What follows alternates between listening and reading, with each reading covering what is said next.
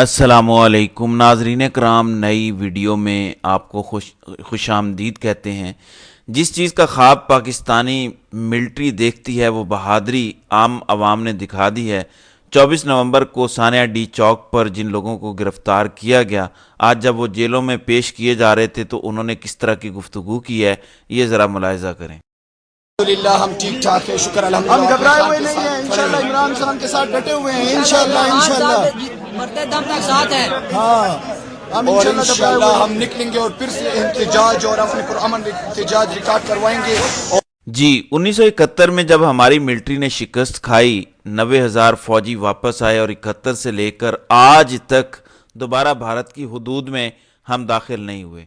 मुझे ये मत बताइएगा कि 27 फरवरी को कुछ हुआ था, वो एयर फोर्स ने किया था, मार्शल लॉ एयर फोर्स नहीं लगाती। लेकिन पीटीआई का कारकुन वो जीदार, वो बहादुर है कि उस पर गोलियां चली। डी चौक में सैकड़ों गोलियां लोगों को मारी गईं, दर्जनों लोग शहीद हुए, दर्जनों जख्मी हुए, लेकिन उसके बावजूद वो उनकी कैद से बोल रहे हैं कि फिर कॉल आएगी, हम फिर आएंगे। हम तो इंतज़ार ही करते रहे कि हमारे बहादुर सबूत कब घुसकर दिल्ली में पाकिस्तान का झंडा लगाएंगे। पीटीआई का कारकुन वो बहादुर कारकुन निकला है कि ये दोबारा डी चौक में आएगा और झंडा लगाएगा। पाकिस्तान का आम बंदा तो महफूज ही नहीं है। डी चौक में उनको गोलियां लग रही हैं, अपने ही मुआवजों से लग रही हैं। खैबर पख्तूनख्वा के लोग इनसे नाराज़, बलूचिस्तान के लोग इनसे नाराज़। खबर आती है कि बलूचिस्तान और खैबर पख्तूनख्वा में ऑपरेशन, 5 रोज़ में 43 दहशतगर्द हलाक।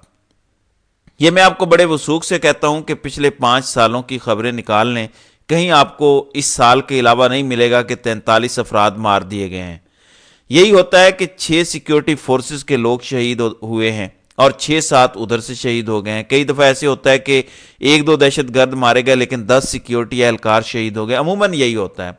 लेकिन ये अचानक क्या हो रहा है?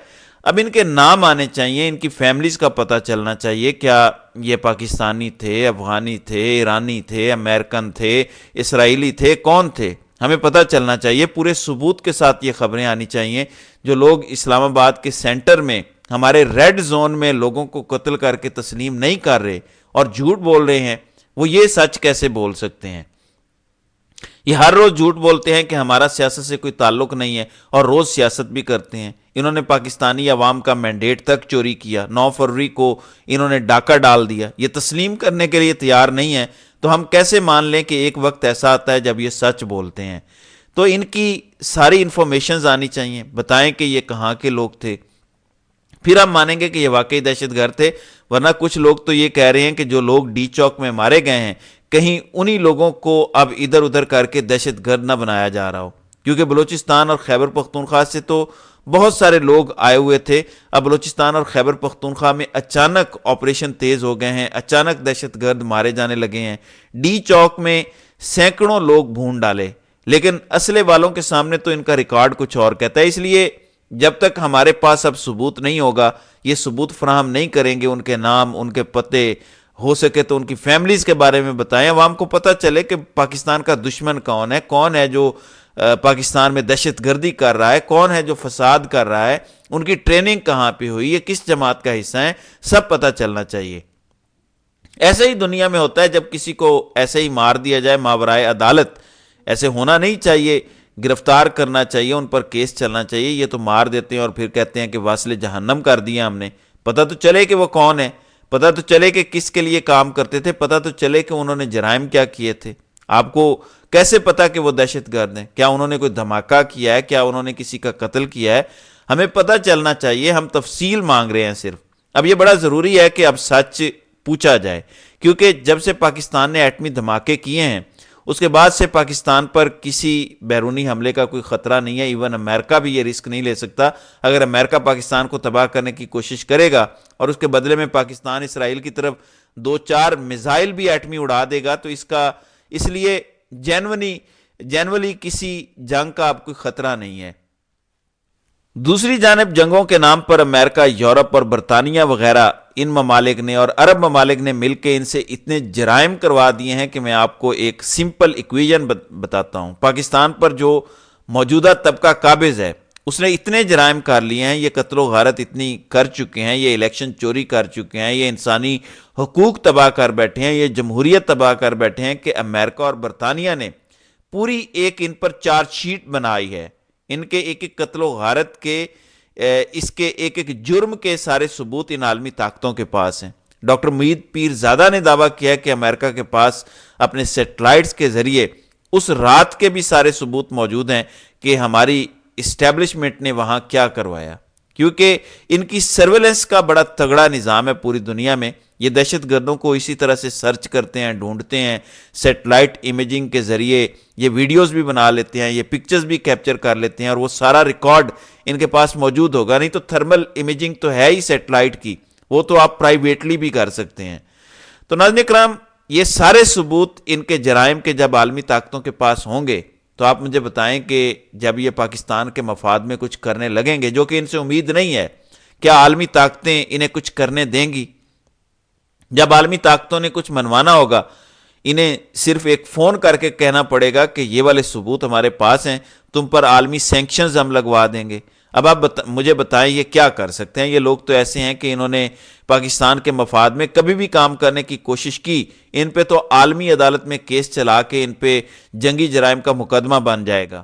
اچانک یورپی یونین میں سے کوئی اٹھ کے کھڑا ہو جائے گا، جیسے ساؤتھ افریقہ گیا اسرائیل کے خلاف، تو وہاں بھی دیکھیں اسرائیل کے خلاف بھی فیصلہ آیا، نیتن یاہو کے وارنٹ آ گئے۔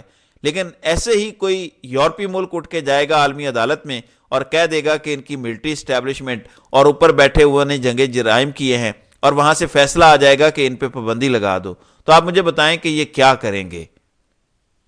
در حقیقت اس وقت ان کا حل یہی ہے کہ اس وقت بادشاہ سلامت اور اس کے ساتھ موجود جو ٹولہ ہے اس کو جبری طور پر ریٹائر کیا جائے، اور ملٹری کو ایسے ایلیمنٹس سے پاک کر کے ایک مضبوط ملٹری بنایا جائے، ورنہ یہ کمپرومائزڈ ٹولہ سب کو تباہ کر دے گا۔ یہ سچ ہے اگر کوئی سمجھے تو۔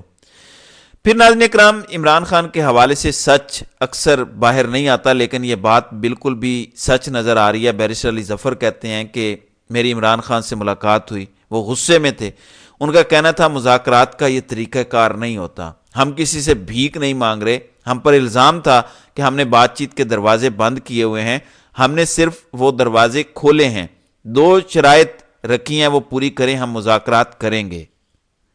تو عمران خان کا تو یہ اصل بیان ہے، جبکہ یہ جس طرح بچھے بچھے جا رہے ہیں، شبلی فراز نے جو بیان دیا میں تو حیران رہ گیا کہ یہ بندہ کس قسم کا ہے۔ ہم بھی بھائی ہیں، آپ بھی بھائی ہیں، ہمیں ایک دوسرے کے ساتھ ایسے نہیں کرنا چاہیے، یعنی گویا رونے پہ آ گئے۔ آپ کے ساتھ ہوا کیا ہے؟ ایک بھی ایف آئی آر آپ پر کبھی نہیں کٹی۔ مسئلہ یہ ہے کہ آپ نے لیٹنا نہیں ہے، آپ نے کھڑے رہنا ہے، جیسے عمران خان کھڑا ہے جیل میں بھی، وہ لیٹا نہیں ہے، کھڑا ہے، ڈٹ کے کھڑا ہے، اور اس کو باہر آنے کی کوئی جلدی بھی نہیں ہے۔ وہ باہر تب آنا چاہتا ہے جب حقیقی آزادی ملنے کی امید پیدا ہو، یہ نہیں کہ حقیقی آزادی پر پکا ٹھپا لگ جائے کہ یہ تو ملنی نہیں ہے اور بس آپ خالی باہر آ کے بیٹھ جائیں اور گڈی گڈی سب کے ساتھ کھیلیں، یہ نہیں ہونے والا۔ تو کمپنی کے ٹاؤٹ نے بولا ہے کہ پاکستان کے مسائل کا حل تو نواز شریف کے پاس ہے، لیکن نواز شریف کو عوام نے مینڈیٹ نہیں دیا، عمران خان کو عوام نے مینڈیٹ دیا ہے، لیکن وہ حل کی طرف نہیں آئیں گے، کیونکہ اگر وہ حل کی طرف آئے تو عوام ان کے خلاف بھی ہو جائے گی۔